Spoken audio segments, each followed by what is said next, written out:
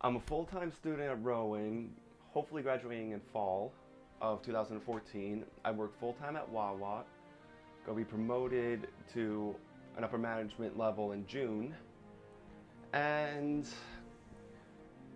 I'm trying my best while doing all I can to get into the novel industry.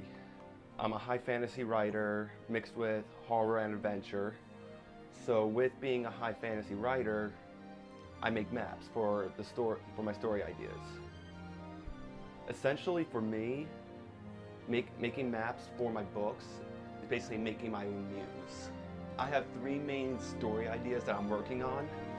One of them I already self-published called Cry of the Wolf Singer. This could be part of a saga, and I created this one map for it. These maps here, these large-ass maps, this was my first ever world I created for my fantasy books. And if you notice with that map right there, it's the very same map, but that survived my house fire about 4 years ago. I'm creating every single aspect from scratch, including the language. You work as a manager or manager in training? Well, at Wawa, I'm still a shift manager working the overnight shift. I put in between 30 and 35 hours a week, on top of being full-time school, on top of my writing. And now I'm getting promoted in June to a full-time manager position. My shift is preparing first shift to be business ready because they do majority of the sales. I think it's between 45 and 50% of the sales are between 6 a.m. and 1 p.m. So it's up to me to make sure everything's clean, everything is stocked, all the food is good to go.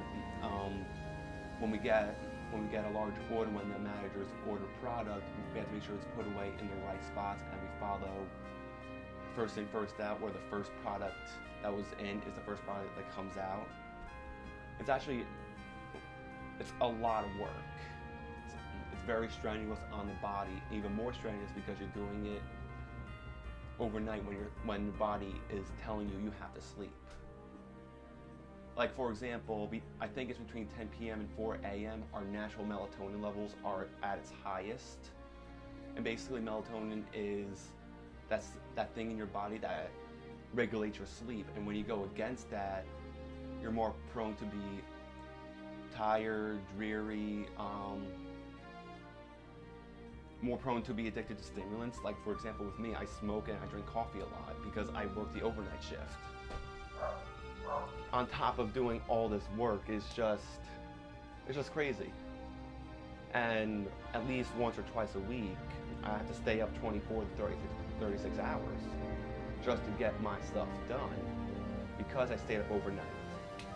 My sexuality plays a lot in not really my social life, but my work ethic.